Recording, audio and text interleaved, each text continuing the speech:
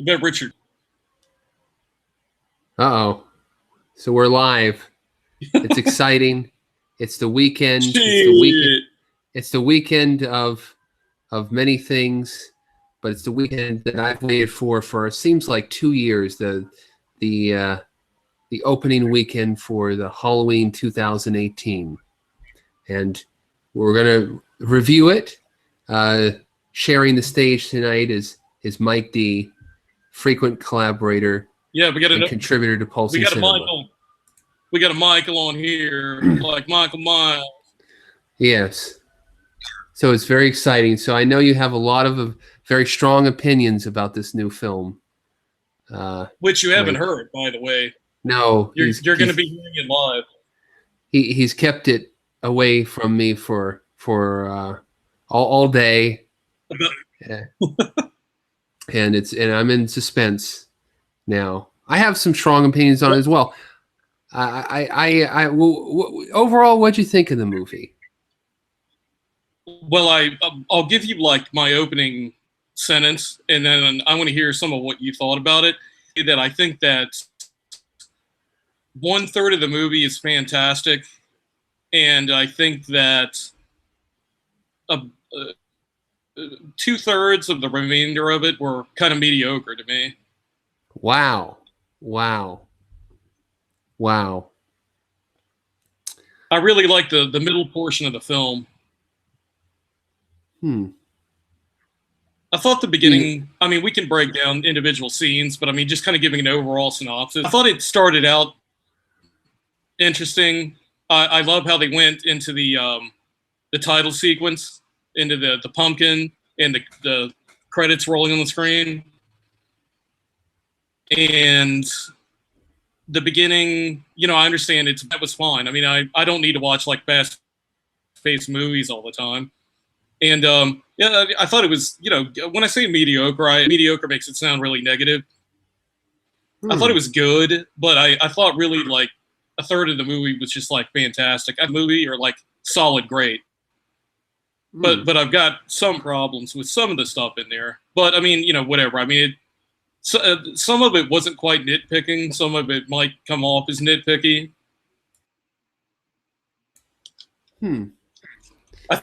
I think the movie kind of, there was an obvious, to me watching the movie, there was a character that was rather obvious was going to be kind of a dubious character once you realized at a certain point in the film that this character was not just going to like be in a particular part of the film. It was going to kind of transition into like another part of the film.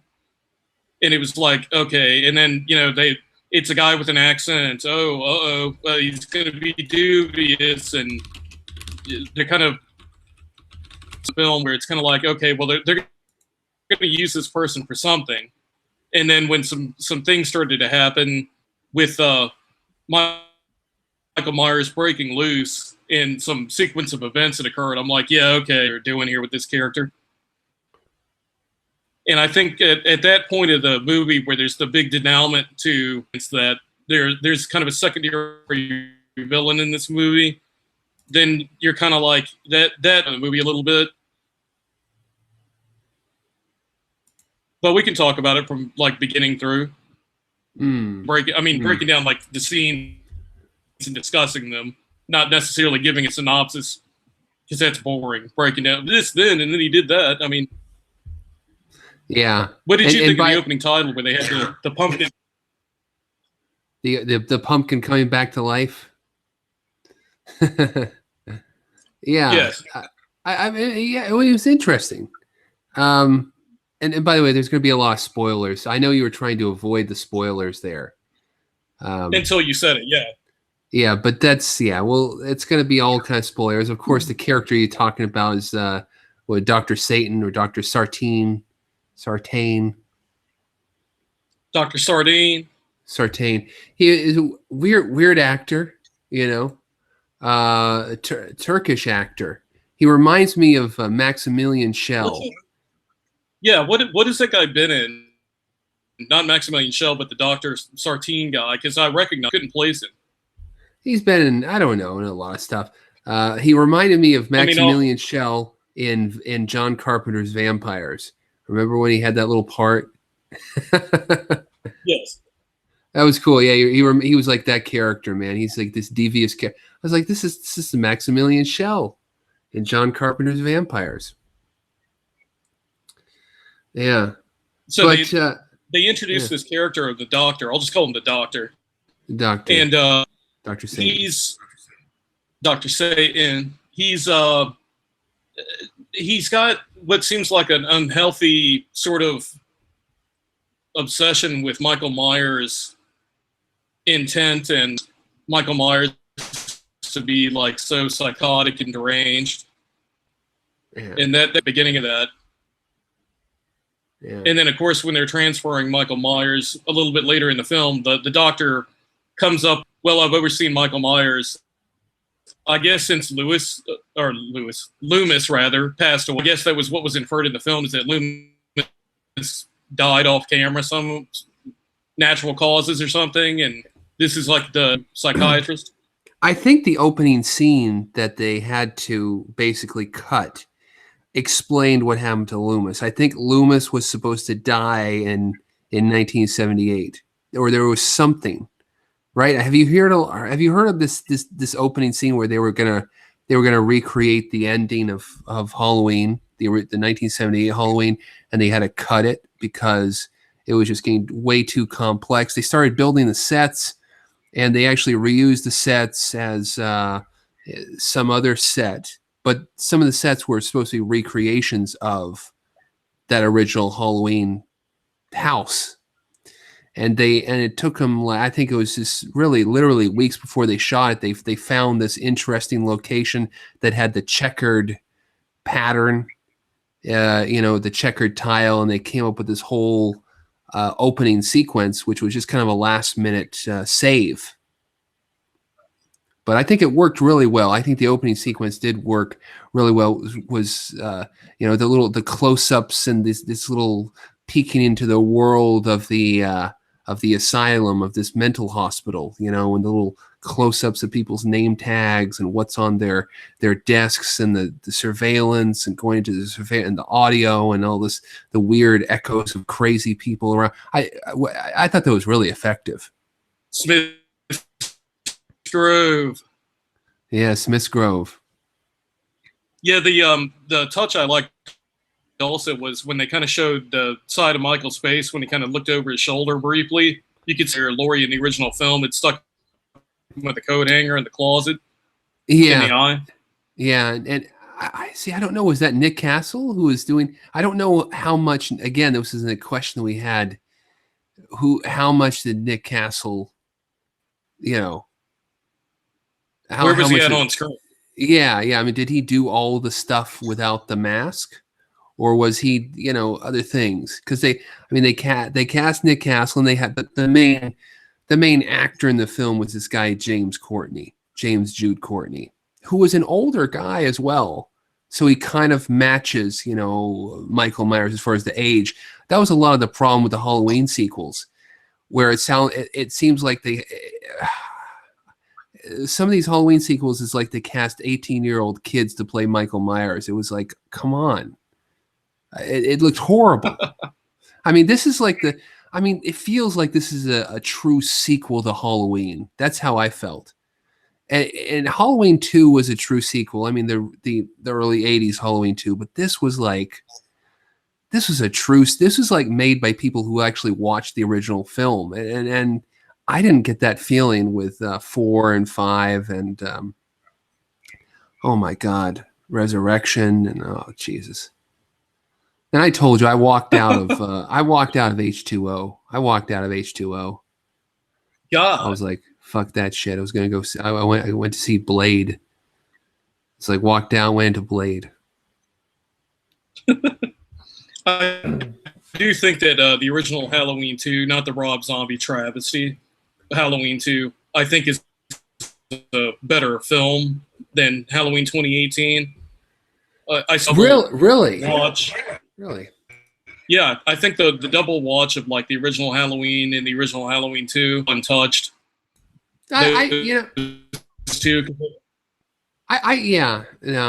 you were breaking up, but I mean, I see where you were coming from. with that. I mean, Halloween 2 is just really a continuation of the original Halloween. The Michael Myers almost looks like the Terminator in that film. The mask took on this quality of like stone, of marble, and the way that Dick Warlock's face kind of stretched it out, because I think he has a different body shape than Nick Castle, you know. And yeah, I really loved Halloween 2 as well. But and I think the mask in this film looks similar to the Halloween 2 mask in some ways. I think this is one of the best looking masks in any of the films since the. I mean, it's. I mean, I don't know. What do you think about the whole mask and the look of Michael Myers in this film? I think they finally got that down to a T, as far as barring Halloween 2 and 3, of course, the original Halloween 2. Mask was good. The Michael Myers seemed to be a little bit bigger than he was in Halloween 1 and originals, but I mean, you know, whatever. That could just be like chalked up to whatever he was doing, insane asylum and age or whatever might have made him kind of bulk up a little bit. Yeah, I'm not sure. That's not a complaint though. I mean, it just that I think the way that the new character or the new actor that played Michael Myers did a good job in the way that he moved. He was very methodical and he moved like a predator, very predatory. Where Halloween 4 and 5, it just seemed like you said earlier, it was like some 18-year-old playing him. Oh, it was embarrassing. And you could see his eyes. You know, that's the whole thing about Halloween. The mask is you can't see it's the shape. It's this shapeless, formless kind of personification of evil. You know, once you see the eyes, like in H2O, it's oh man, you're looking for trouble. And I did like that about the aspect in this film where you don't see his eyes. But something I noticed was they were really going out of their way to not really force of nature, like a force of embodiment of evil walking around as much as like just a really, fucked up individual who just had a very strong perseverance to kill. So, and they still never explained, okay, they're retconning that Myers and Laurie Strode are related. So why is he going after her again? I guess it's just a mystery. I mean, he does feel like, I think I was picking up on the vibe that you were getting, that, that he's less a force of nature, less mysterious, and more of kind of like this wounded animal, just this guy driven by, there's nothing left but this pure instinct just to kill. That's the only thing that he can do, He just watches people and then goes and stab. But the thing Laurie Strode's character in this does, in fairness, Michael Myers is just like, it's not so much a he as it is an it, and it just needs to be put down and die. So I do acknowledge that, but they really go out of their way to not have the character of Michael Myers really sustain any sort of damage until like the end of the movie. And I still, there's kind of something, I don't know if it's editing or whatever happened, but towards the end of the movie, when he gets shot in the head with a rifle at about maybe 25 feet away, something like that, that he's still standing there like he's going to be coming at her. Well, I mean, she takes off half of his left hand, right? I mean, she just, bam. Yeah, I mean, his fingers, like just, they were making him, like, there wasn't really, they were kind of steering away from, like, the Jason invincible force sort of thing or whatever to that degree, but they really were kind of going out of their way to not give him any inflicted damage that would indicate to you that this is just some evil force of nature rather than a person. Yeah. I mean, I did like I like the scene when they had the bus accident that freed Michael Myers. That was shot really well. It was cool, like the cinematography of that, where there was the dad with the son that pull up in the pickup truck, and they arrive on the scene of the accident shortly after the bus had flipped over. Yeah, Like he just wanted to dance, Mike. He wanted to dance. all the nutcases are out walking around, lumbering around in their prison gowns or institute gowns, whatever you want to call them. But I love how he just fucking like snapped that kid's neck when he got back in the pickup truck. Very, very reminiscent of Annie in the original film. You know, of course, there's a lot of, I mean, most of the murders in this film are kind of callbacks to the original murders. I also think that using the kind of reminiscent of Annie allowed you to kind of get away from the brutality of murdering a young person on screen. You know, because I mean, there is that moment with the screaming baby, which Michael Myers doesn't kill. You know, I never thought for a second he was actually going to stop and kill the kid. I figured he was just going to pass through. I no, you know, I figured also in my head he's like, okay, you know, so, you know, disguise the noise. You know, that was in my head. Michael is just looking over there. Okay, you know, don't disrupt it. I noticed that a few of the main kills were actually done off camera too.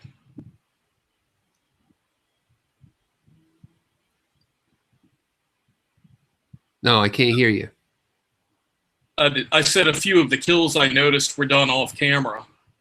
Yeah, they were relatively tastefully done, but then you see the vicious aftermath.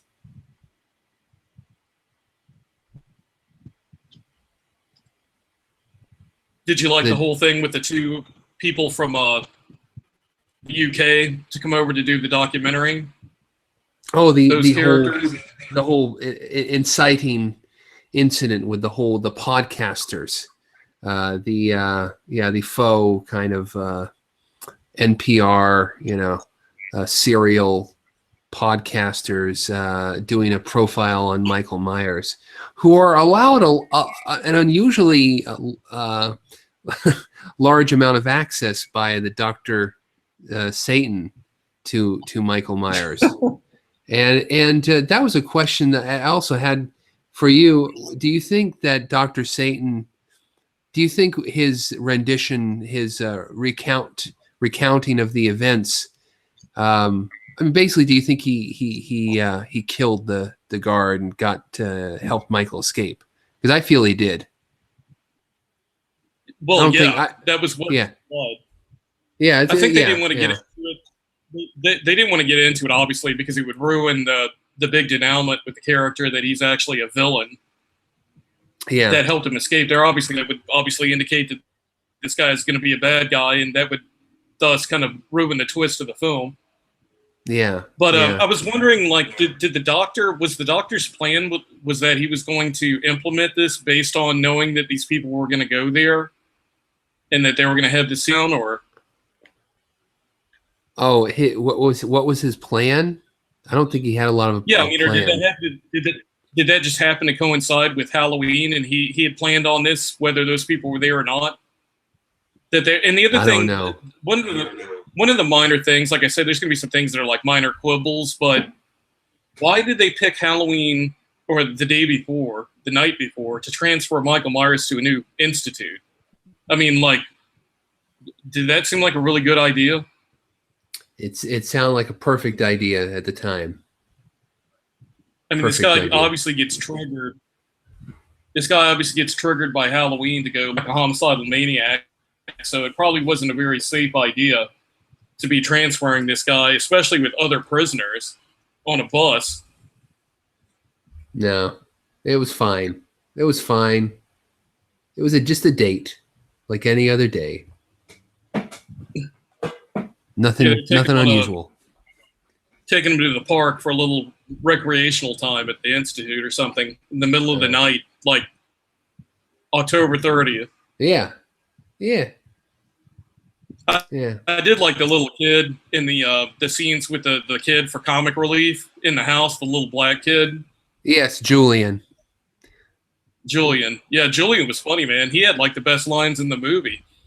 Yeah, he did. I mean, he was almost like a character, like a person outside of a horror movie who understood he was in a horror movie, and all of his stuff. Run, Dave! You're gonna die. It was great. And the whole thing with the blonde babysitter. Oh yeah. Oh yeah. There's Oh a yeah. man I in mean, the hallway. There's a man in the hallway. I saw him looking at me. yeah. I mean, I think I thought the whole millennial characters, the young kids in the movie, I think their performances unusually good, very good. I think it really showed the strength of the director, David Gordon Green, who's kind of known for a lot of different. He's a very eclectic director. Had you known about this guy before Halloween, David Gordon Green? He's an interesting director. He's made a lot of movies. I mean, I'd heard the name, but I couldn't. Yeah, I'd heard the name. I couldn't point what he's done. Yeah, he's done stoner comedies. He's done very, I mean, naturalistic, almost like art movies. Like his first movie, George Washington, back in 2000, 2001. And so he has a lot of different techniques. He has a lot of different tools at his disposal.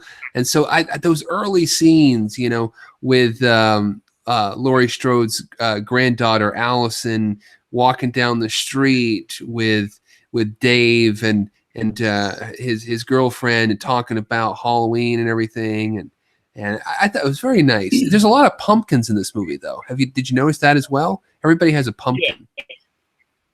Yeah. The pumpkin. I didn't think that they did. I didn't think a fantastic job of recreating the atmosphere like the first movie. It was really creepy and unsettling. Even when there was like nothing going on with Michael Myers, there was still like this impending dread going on. And I didn't really get that in this film. In the mid, but for the most of the film, I didn't. It was kind of like a better executed Halloween H2O for a lot of the movie. Oh man, no man. Well, I guess I said a better executed. Well, in a way, yeah, you can make a comparison of that. It of course is similar, to 20 years later, 40 years later, but way better. Well, they even ripped off the bathroom scene with the female radio documentarian in the bathroom at that gas station. Yeah, I think it was just incredibly well done. The style was, this kind of very naturalistic, kind of David Gordon Green type of style, which I really enjoyed. It was a different type of pace. It felt like a much older movie. It didn't feel like a modern film in some ways. I really appreciate the style and the mood of it. It wasn't John Carpenter. It wasn't like, to me, I don't think it was like The Force Awakens, where it was like a carbon copy clone of the original Halloween. It was its own film, and it had the homages and the callbacks and the ripoffs in some ways, but they felt well earned in a way. I don't know. Did you like Will Patton's character? He was great. He was great. He was the only sensible person in the film was going to blow his head off, but things got in the way. Life got in the way. Maximilian Schell stabbed him with his penknife. Dr. Satan. Yeah, Dr. Satan. It was how he put the Strode granddaughter in the back of the police vehicle next to Michael Myers. Yeah. Michael comes back to consciousness and he just starts kicking the driver's seat, like smashing this guy up against the steering wheel. Oh yeah. Yeah. He totally disregards Laurie Strode's granddaughter, just like gets out of the vehicle. He could easily reach over there and snap her neck. He's just like opening the door, fucking coming out and like going after the doctor. Yeah. Yeah. And then the character of the character of Laurie Strode's granddaughter's father was kind of a little quirky too. Quirky, but I thought very, very good. You know, she has a few character moments with her boyfriend Cameron. Did you get that little callback that, you know, at the dinner that Cameron is like the son of Lonnie? I actually missed that. Yeah, I think yeah. there was some stuff going on in the audience around my lady friend and I when we were in the theater watching it, so I might have missed that part. But I mean, I was watching it, but there were some minor distractions going on around us because, you know, there are a bunch of teams watching it, and of course they'd be talking and making comments and going, "Oh no, girl, don't go there, don't do that," and you know, you're like, just shut the fuck up. Yeah, it's a distraction. But I saw it actually. I saw it this morning at like a 10 a.m. show, so I didn't really get that distraction. So Cameron's Lonnie's son. Yeah, that seems like I think I caught that little moment, and his character is really kind of unresolved. You know, there's all of this drama and relationship and little stuff, and pretty much the only thing that he serves to do is to get rid of her cell phone so nobody can call her. But that the age doesn't match up for that. If I'm doing the math right, if that's Lonnie, because Lonnie in the original was like, how old was Lonnie? Like less than 10 or something, and Laurie Strode was older than him. I don't know. So that would mean, yeah, because I mean Laurie was 17, so it seems like Lonnie having a kid who's like, you know, whatever, 17 years old, something like that. Seems like he'd be a little bit. He'd be, I don't know, whatever. Maybe Matt's all. Who the hell knows? I don't know. There's a whole mythology of Lonnie Elam, and there's comic books and there's old stories about I don't think he had a really good life after the events of the original Halloween. There is a little consistency there because Loomis tells Lonnie's dad, or tells Lonnie, "Get your ass out of there." Set his son up under that, like, tell him, "Get your ass out." So that's why Cameron didn't face any sort of death. He took the advice and got out of there. Exactly.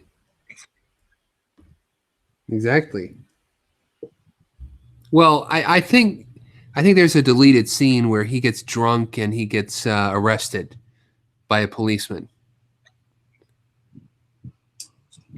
This film had a lot of deleted scenes and a lot of restructuring, especially the end of the film was changed.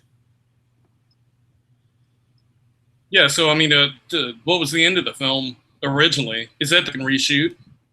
Yeah, that was the reshoot. It was basically, I think, in response to bad,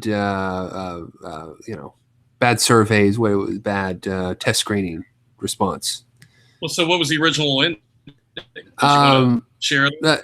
Yeah. I was just reading about it today. Basically, the Strode girls beat up Michael Myers in front of the house, and they beat him up really bad. And then they run out to the road, and they're picked up by the truck. And Michael Myers just kind of walks off, and he collapses by a tree in that area with all those mannequins, and he's bleeding bad, and then it just cuts to black. It was really unresolved. Yeah, I admit that's kind of lackluster. Yeah. I mean, I think the finale now with the whole, panic room, basement trap with being engulfed in flame, it's a little more of a grandiose ending. Well, plus it gives Laurie's daughter some sort of character in it, because I feel like if they didn't have her scene where she lures Michael in under this false pretense that she's this sort of like hapless character that can't protect herself, that her character would be just kind of insignificant in the Yeah. I mean, it gives her a nice little character moment here. Everybody has a nice little character moment in the film. I was really surprised by it. I think Jamie Lee Curtis does an incredible performance. Is just this really someone who is just haunted by the events of 40 years ago, and I mean, I really, the performances were unusually good for a horror film, I thought. Everybody. Do you think Laurie was having some to like the back in the day, like some of the OG Me Too movement shit going on, where she had like some unresolved like anger issues with Michael over like his treat? Oh, I don't know. I don't know about that. I stay out of that arena. Well, I don't thankfully know. they didn't end the movie with like the three Strode girls like taking Michael to like an anger resolution class, and they all sat down and shared their feelings, and Michael took off his mask and started crying and shit out of his one good eye, and they all had the end of the movie. Yeah. I loved it when Dr. Satan put on his mask. He's like, I want to wear the mask. Yeah, that's something else. I'm glad you brought it up. That kind of took me out of the film a little bit too. That was a moment where I was kind of like, come on. I was afraid that the movie was going to lose the script at that point. Oh, yeah. Dr. Satan put on the mask, and then somehow he's able to like take this 200-pound like killing machine all on his own. He's able to drag him into that truck. It's true. It's true. It's true. I think Michael had like a dolly. He was just on a, I don't know. He was full of helium. He just kind of floated him in. Did you stay until the end credits were done? No. Well, there was a thing tacked on at the end after the end credits where you hear him breathe a mask. Oh. Kind of like they did at the end of the first movie, where they shot different quick scenes from like the stairwell and the closet and the different rooms, and you hear the breathing through the mask. I don't know, Mike. I think that was just for atmosphere, because I'm sure this will be the last Halloween film. I'm sure they will not make any more. Oh yeah, that's what John Carpenter said. It was the last Halloween film. Well, they're already working on the sequel, from what I've heard. So yeah, I guess it kind of shoots. Yeah, it shoots it down. Well, speaking of John Carpenter, I mean, what did you think of his soundtrack? Yeah, I was going to ask you that next too. I thought it was really good. I like how they had the there was new stuff to the score, but it was still organic to the original film, and what he did with that, that was really good. To me, it was like a glass of lemonade in the Mojave Desert. It was like it was incredible. I mean, the Halloween soundtracks. The original is a classic. Number 2 is pretty damn good. Number 3, I listened to that as well. I mean, it's got some real good, like almost Tangerine Dream stuff in it. Which one is this? Season of the Witch? Season of the Witch. Yeah, that's a good one too. I mean, yeah, I was going to say, if you're talking about that, I was going to say, if you're talking about Season of the Witch soundtrack, that is great. Fantastic. That's actually one of my favorite soundtracks, like Cherry and all of that. Yeah, the whole Dread, the vibe, like syncs up. I don't think Halloween 3 would have been anywhere as good if for the soundtrack that Carpenter provided, because that was really, really good. The atmosphere created with that soundtrack alone. Yeah, and I mean, there were a number of Halloween films where the guy who worked with John Carpenter, Alan Howarth, did the soundtrack, and they're okay. They're okay. But this thing is like, and do you remember, like about a year ago, Trent Reznor did a version of the Halloween theme? Did you ever listen to that? I heard about it, but I never heard it. It's pretty good. It's not. I thought it was going to be somehow involved in this movie, but it's not. But I loved the soundtrack. I thought it was modern. It was great, but it was like there were moments of it that felt pure John Carpenter. And then he does this.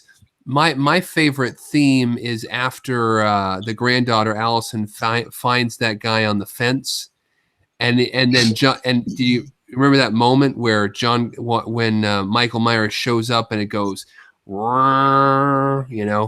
it's great. Do you remember that sound? Good. Do you remember that sound? I mean, what that sound is it's a bow going across an electric guitar. It's like he's doing that a lot. Well, him and Cody and his godson, they did the soundtrack together. It's like what Jimmy Page used to do in Led Zeppelin. The thing that really got me hooked into the movie was when they were out in the yard, the checkerboard yard, and the guy was just they were amping up the tension where he was like, something, and it just immediately fucking falls on you like a ton of bricks. That and it goes right into like the Halloween and then the credits. That they really kind of build, and he's screaming, say something, and it just goes right into that. That was really good. Just smashes into it. That sound with the bow on the electrical guitar. I mean, that was also used a lot in Death Wish. Every time I hear that, it reminds me of Death Wish. It's the whole tension, the sound design, the soundscape, how it brings you in, and again that opening volley of the cries of hospital people, and as they're just going nuts around Michael Myers, and this kind of evil energy just kind of builds and builds and builds with the mask. Ooh. Did you like the way they handled it? And again, I think that's I didn't mean to interrupt, but again, I think that's Dr. Satan just trying to amp Michael Myers up, He's trying to trigger him. Yeah. Definitely trying to trigger. Michael he had his safe space out in the yard with the square tiles, and it got infringed upon. Yes, by the evil Dr. Satan. Yeah, and then like granting them access, like you said earlier in this cast, and then bringing the mask with them. I mean, like that's not a good idea. Like doing all this shit to trigger him like that. No, it's like bringing the clown suit to John Wayne Gacy. It's like, hey, remember this? Going showing Ted Bundy, take him for a ride in the parking lot of the prison in a Volkswagen Bug. Taking Ted Bundy back to Pensacola where he got caught. Yeah, where he got caught. That fabulous town of Pensacola. Oh, I'm not saying anything bad about Pensacola. One of your commenters that apparently is a big mark for Pensacola that talks about what a great town it is. Yeah. I can only imagine what's going on in that guy's life. I don't know. I just follow the, like the Nightmare on Elm Street, like, if you just ignore it, turn your back on it, take the energy away from it. That's what I do with these people, They should have done that with Michael, but they didn't do that. No. Yeah, no, they in a way they were trolling Michael at the Institute. They were trolling him. They were messing with him. He just wanted to hang out. He wanted to be there in his little square, catching some rays. Oh, did you? I thought that little moment in the hotel was great with the Dr. Loomis recording where he's talking about Michael just has to be executed, incinerated, and the tape warbles and you hear him yelling. I thought that was great. Yeah, he's like, you need to kill him, like burn the body, incinerate it. Yeah. Like just wipe any vestige of Michael Myers into particles and then do away with him. Yeah. It was very much like a James Bond, like Goldfinger type of ending. I felt like you've got a point where you could just literally blow this guy away, like obliterate the body, just blow his head off. But no, let's just burn him up. Yeah. Yeah, they didn't think of you know how easy it was to like just stick one of those guns through an Yeah, opening in the trap and just put like just unload the gun at him and then like light yeah, him. yeah. Just blow him up like the beginning of Jason Goes to Hell, where it's just go, "Brrr," you know. No, we just oh, and then they're taking their own sweet ass time climbing up the steps of the basement. You know, the granddaughter's like just kind of like taking her little time running Yeah, up there. It's like, come on, man. yeah. Let's get the show on the road. Yeah, like don't even when he fell down the steps, like she had a gun in her hand, she could have fucking unloaded on him. Yeah, it's a little too convenient. But I love that little that moment with Michael Myers just looking up at him, just going like with those little, such curious emotion of Michael Myers, you know, just looking up at him, just like, why'd you do that? You know, emotionless, but somehow emotion. And the whole end of the film, the whole climax where it's kind of like reversed, where Laurie Strode goes over the you know falls and Michael Myers looks over and she disappears. You know, this whole kind of inversion of the hunter and the hunted. You know, I I love the thought, I love the little audio tip of the hat to the first film too. Like in the original film, when they look over the balcony and Myers is missing from laying out in the grass in the front yard, and you hear like that quick stinger go ding. yeah, They played the same sound. But something that kind of bothered me was, okay, if they're going to acknowledge the first movie, the first movie ends where he goes over the balcony and, you know, he's not there. He disappeared. And then this movie starts where he's been captured and he's in this institution where he's been in for years, for decades. yeah. So it's like, well, what happened from the first movie? If you were to watch Well, the first movie and then start by watching this film, it wouldn't make sense continuity-wise. well, I told you at the beginning, Mike, they had to cut that opening. There was going to be a whole, you know, they were going to show it from a different angle, basically. Well, the thing But is, it's if it's not in the film, it doesn't count. So yeah, I know, but if you're watching the original Halloween, then you watch this, the continuity's fucked up. no, it's not. I mean, it's just. Well, you yeah, just- because you're like, well, did I miss something? Where did so he? The whole He point of the first, the whole disappeared, point of the first film yeah. is you can't kill evil. You know, it's just there. It'll disappear. It'll hide. It'll go away for a while or whatever. But then this movie starts and he's been captured, and you're just like, what? Well, It wouldn't make sense. Well, John Carpenter says trust the audience. You don't need that. Well, You that's don't- lazy. That's lazy. Right?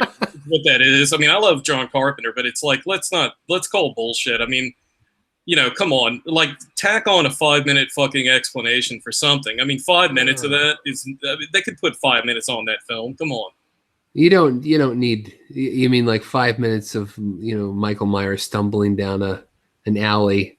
No. Hey, I don't. I don't think you need it. Well, that's just stupid though, because I mean, part of the I mean, it's like, you know, James Bond gets married in one of the movies, but they explain that the wife gets killed. The next movie picks up with a different guy playing Bond, fine, but they still stick to the continuity of the fact that his wife just got killed in the previous film. In this, if you're watching it, it just ends and you're like, oh, that's fucking awesome. You know, you can't kill evil. He's the boogeyman. He's this like just force of evil. And then you start this movie and it's like, okay, well, what happened? I must have missed a whole thing. And apparently you can catch evil because he's been institutionalized. So it kind of detracts from the first film. I think the audience is smart enough; they can just go along with it. You know, I don't think they are. I think it's a case of like, overlooking stupid is what it is. Because I mean, let's face it. Most people are pretty dumb. They got low attention span. They wouldn't even. It's more of the fact that they wouldn't think about it because they're just dumb. I mean, you know, but it's like put some continuity in there for like real fans of the franchise. That I mean, they're making such a big to do on one hand about, hey, we want you to pay attention that these other films don't exist in this universe. It's just the first film. Okay, fine. But then when they ask you to do that and then totally sabotage part of that concept in a very large way, then it's like you can't have it both ways. That just seems kind of like lazy writing. I don't know. We'll just agree to disagree on this one. Well, I don't know. But I mean, how can you disagree with lazy that? writing? You don't need to lay everything out for the. I mean, there have been so many Halloween films. We know the score. You know, it's we don't need to explain what happened to Michael Myers, how he got caught, what happened. It's now 40 years later, and he's there. You know. But I mean, this isn't Friday the 13th, and I mean, even Friday the 13th did a job of like giving you some continuity. Like, you know, Jason ends up at the lake. They fucking hit him in the head with the fucking the rotor from the little boat, and they sink him at the bottom of the lake. And then the next film, they have the girl that comes out and telekinetically brings him back from the lake and stuff. I mean, you know, it's still continuity. They're still giving you something there. But I mean, it almost felt, by the way, it felt like he felt very kind of almost Jason Voorhees like. There were some elements of Michael in this film. And it almost like it set it up for doing 3 or 4 movies, like, you know, where he's just going off and killing people. You know, I could see that another whole branch here. You know, Michael so just going. He'll just go after.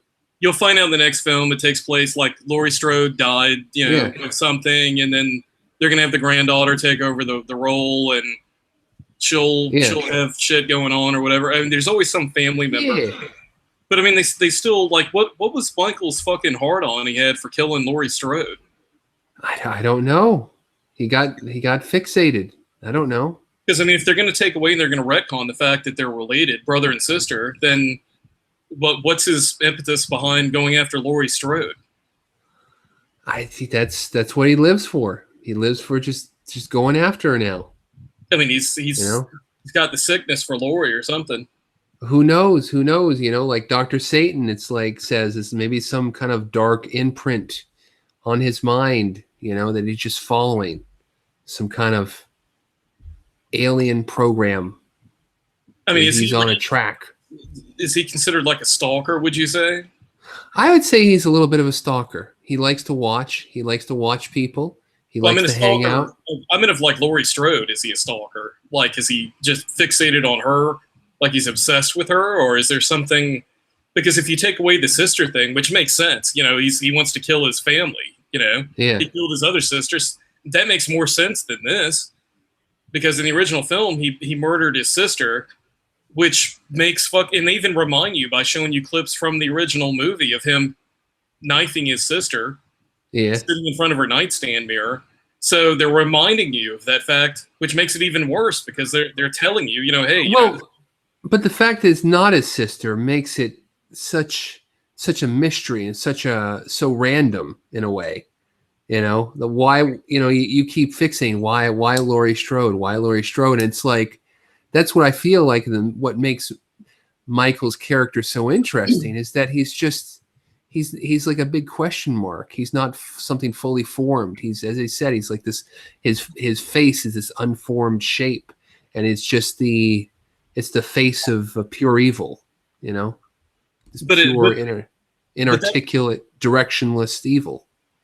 But that resides in a more sensical manner for like the original timeline with her being his sister, because he killed the one sister, and then he just would be obsessed with going after Laurie for obvious reasons, and her family, her daughter and her granddaughter.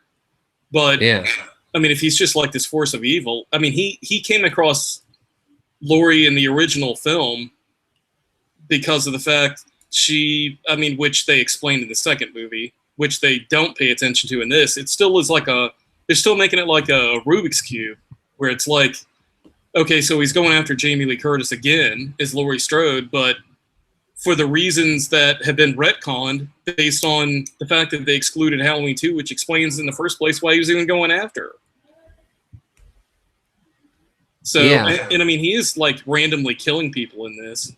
Oh, he's very random in this movie. I mean, that's again one of the big scenes is the whole, you know, a day in the life of Michael Myers there, where he just goes in one shot, goes on a little rampage between houses. And I love the callback. Continuous take.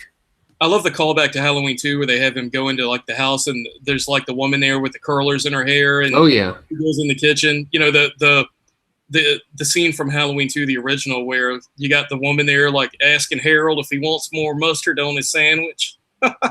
Oh yeah. Oh But yeah. she gets away though in the original Halloween too. She and Harold don't get fucked with. He just steals their butcher knife. But in this one, that Mhm. bitch gets worked over with a hammer. She gets her wig split. I know. I know. She's not so lucky. She's And then he not goes so in lucky. the other house with the blonde chick that's looking out the window and just fucking puts a knife right through the back of her neck with the window Oh wide yeah. open. Oh yeah. He doesn't care. He doesn't care. he's been I locked just he's been locked away for too long. He had more killing to do. He wanted to hit the yeah. streets, man. But I just love the look of the character, the mask, the walk. It was so perfect, you know. Um, really, really wonderfully done. Wonderfully I, done.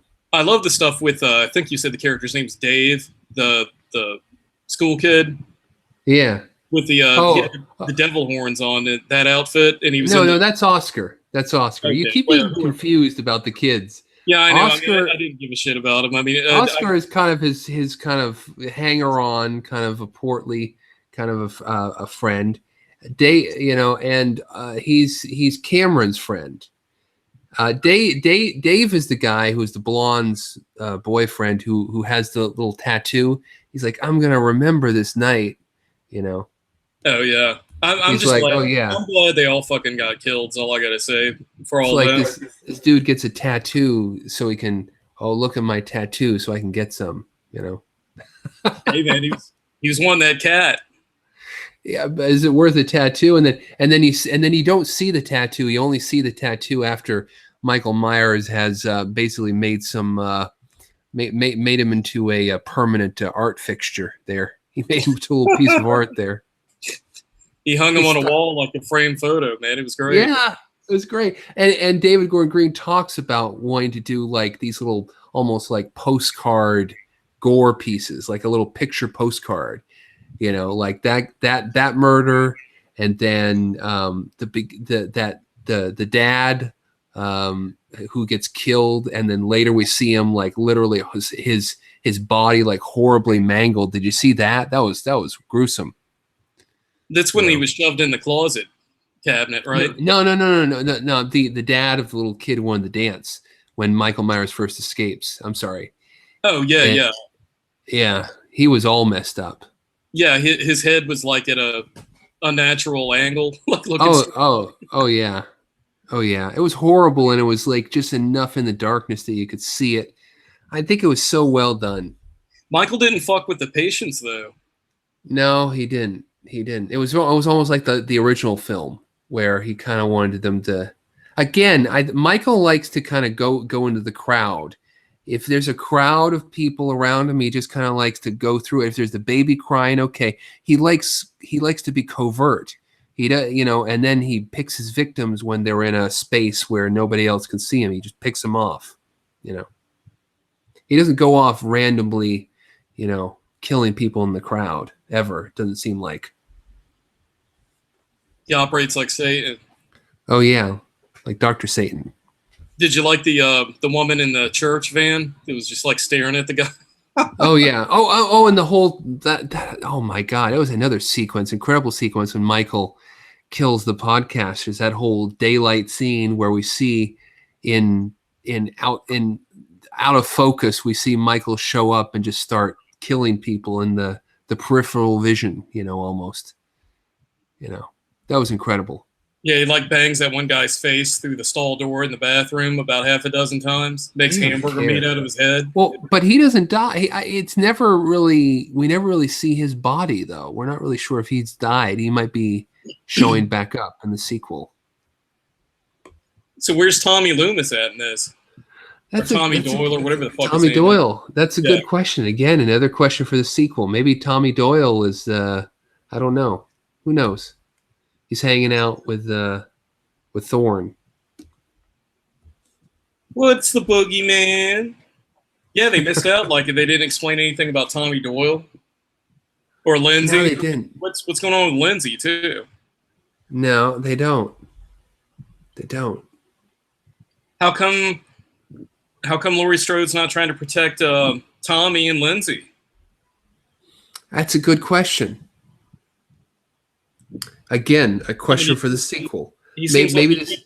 he'd be more apt to go after the survivors of his the night before killing, from back in like the original film, than he would go after Laurie's daughters. That makes more sense based on the fact, again, I bring up that they, in this timeline, they're not related. So why would Michael go after? Why is she so obsessed with Michael going after her daughter and granddaughter? That doesn't make sense in this timeline.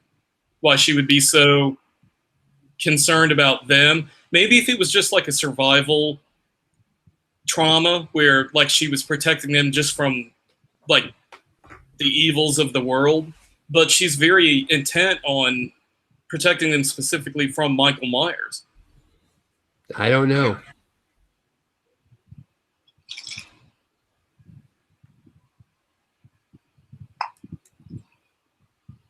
I like the season of the witch masks they had too. Oh yeah. Those were good. Again, another callback, little Silver Shamrock callback. Yeah, they did a good job of peppering in the callbacks, whether they were audio or visual. Yeah, and I think they, as I said, they were.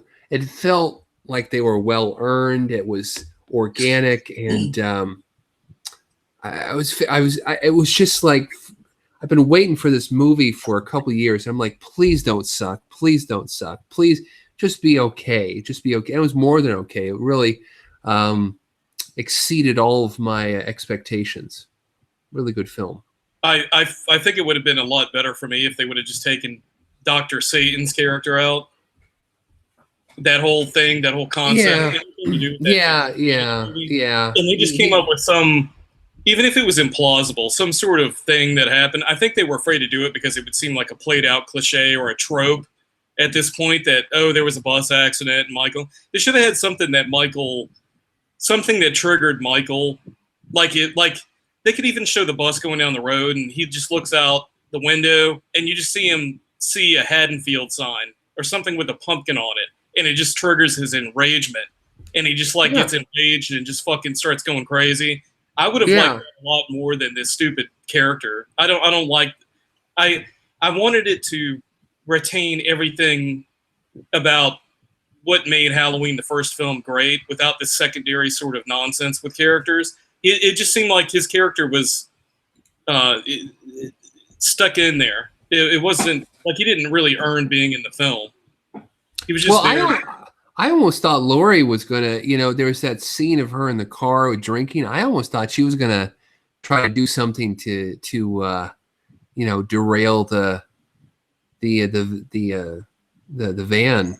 I thought that would have been great. And actually, now that you mention that, that makes me think that I actually think that would be great character resolution too with that, because in the obsession that her life has taken to try and maintain some sort of safeguard or protection from Michael Myers, she inadvertently causes this sequence of events to happen by doing something there with the bus trying to kill Michael, and then they could apprehend her, put her in jail, and then she could get out of the jail somehow because of something, because they call all the police out.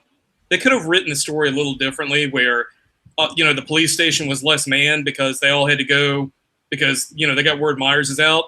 So that makes her just flip a trigger where she's like, I've got to get out and protect my daughter and granddaughter. And she knocks out the guy, whoever's, the deputy or whoever's there at the jail, knocks him out, gets out, steals a car, goes into town. Tommy Jarvis in Friday the 13th, Jason Lives. Yeah, they could have done something like that, and I think that would have made that a stronger film than introducing this doctor character. They could have alleviated that guy completely out of the whole thing, and I think it would have been a stronger film that way. I would have given it even more of a higher rating just by doing that, because it just seemed like it was unneeded, and I think it would have given Jamie Lee Curtis more character, a stronger character story within this film, if she realizes her obsession for Myers and her acting on that by doing something like you say with the bus would have inevitably or inadvertently rather led to him getting out and being free and being out on the street. So on top of protecting her daughter and the granddaughter, she has an obligation now to right the wrong that she put out there. And that would have been a good resolution for her character, where she finally realizes that being so obsessed with having a mindset like that can actually do the harm that you're afraid of that's going to happen. Like, you become that of which you're afraid of. That would have been fantastic. That was a good point you made. Yeah, but no, we didn't have that there's not that complexity but I think there is still a depth and complexity to the character. They didn't really go that the irony and the complexity of Laurie Strode actually causing Michael Myers to become free. Yeah, it would have been something interesting. That's why I would give this. I mean, what's the rating scale here? Are we doing letters or doing numbers? Okay, so I guess are we kind of wrapping up? We're giving it a score. Well, I'm not in a hurry. I didn't score. I mean, we could dissect more of the film. I'm sure there's more to dissect, but I mean, I guess in my mind at this point, I was kind of like at a place where I was thinking about, in light of what we were just talking about, that it just seemed like they kind of dropped the ball with a few things. I mean, I like, out of 5 stars, I could give it like a legit 3, maybe a 3.5 tops. I would give it a full 5. Oh no, there's no way. The original movie, 5s are rarities, man. I mean, like, John Carpenter's The Thing is a 5, Halloween's a 5, Dawn of the Dead's a 5, Texas Chainsaw Massacre's a 5. Yeah, there's no way that a sequel. I mean, even Halloween 2, which I think is almost every bit as good as the first one, is like a 4-star. Shit. And I mean, Phantasm Ravager, that would be would be like a 1 out of 5. No. Phantasm Ravager, we would like into negatives.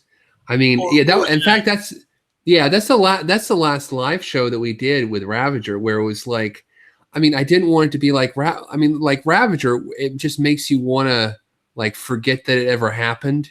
It's like an embarrassment. It really is like, I mean, the embarrassment of that thing, that beast, that monster. Phantasm 5 was the Ravager, whatever you want. That was like a complete abortion. That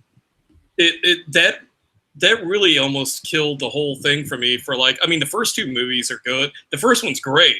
The second one, to me, is like kind of like the original Halloween 1 and 2.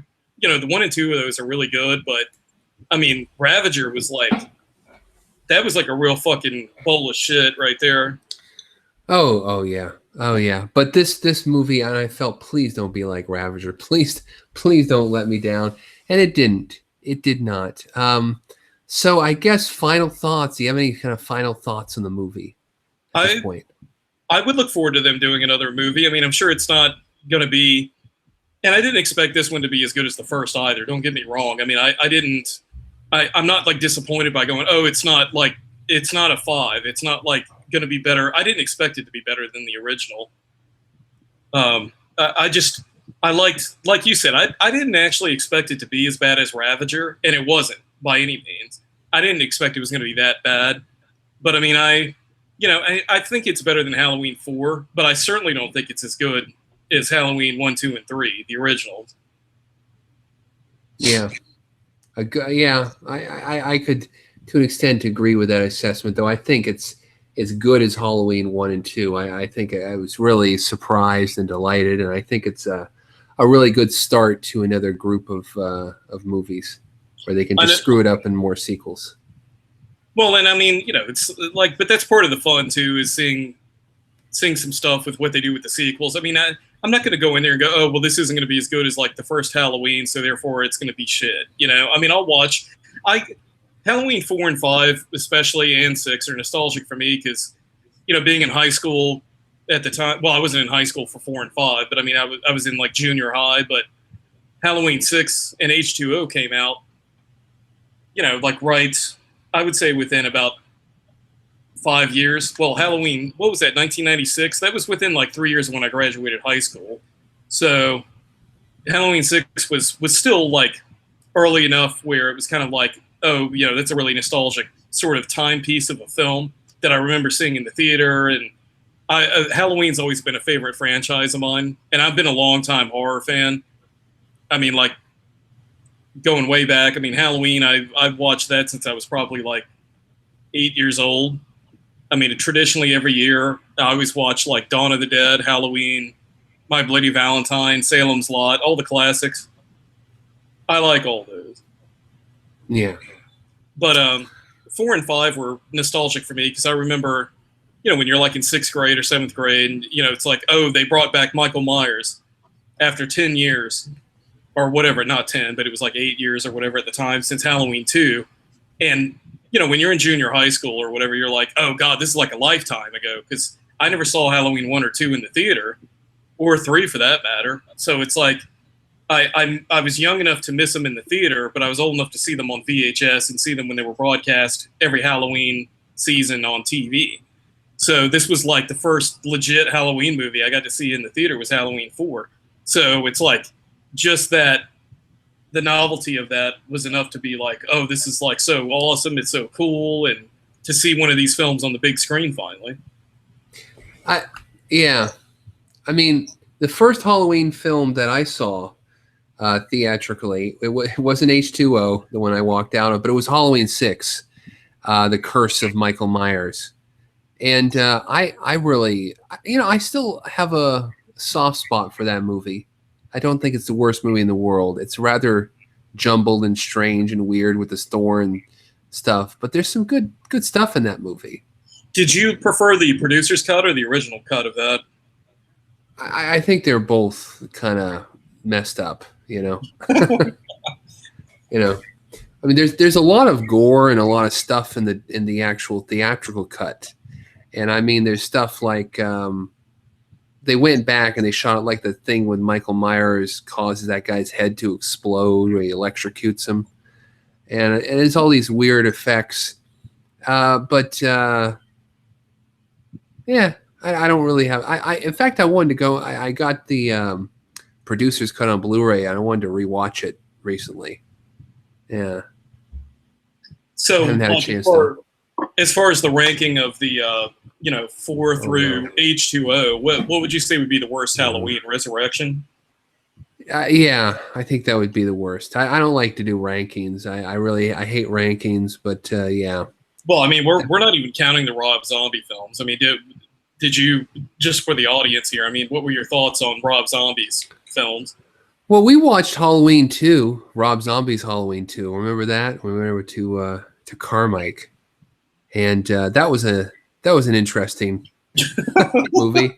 I mean, he doesn't even have his mask on for half the movie, and it was an embarrassment.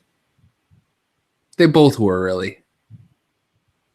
Yeah, let's take Michael Myers, the whole mystery of the character of what makes Michael Myers, and totally deconstruct that to where he's just like some like angst-ridden youth that came from an abusive household. I mean, give me a fucking break. Yeah, I don't. The less said about that, the better. I don't know.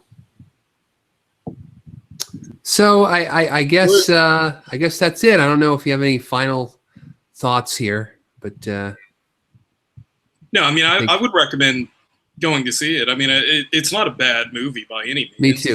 Me too. And it's not like The Force Awakens. It's not like a carbon copy clone. There's a lot of originality. There's a lot of good stuff. It's a lot of new stuff with a lot of callbacks. But I think the callbacks and the homages, they're very well done, well mounted, well earned, and I think it's a very enjoyable movie that complements the original film very well. It's like you can watch that and then watch this, and it feels good, despite what the quibbles and the complaints of Mike that they don't explain how Michael Myers was captured after the original movie. They don't need to, but in my opinion, we'll just overlook that minor big thing. In my opinion, I'll agree with John Carpenter that the audience is smart and they don't need to explain that. Ass kisser. Yeah. But there you go. So I guess you couldn't disagree more. Okay, well, we'll disagree. Just because John Carpenter said that doesn't mean shit. I mean, John Carpenter even was talking about how This is the same guy that said that the remake of The Fog is going to be better than the original, and we saw what a travesty that was. I never heard that, but I believe everything John Carpenter says.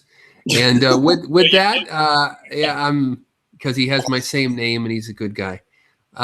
So well, and I share a name with Michael Myers, and there just you like go. him, I want to kill that argument, just like he would butcher somebody.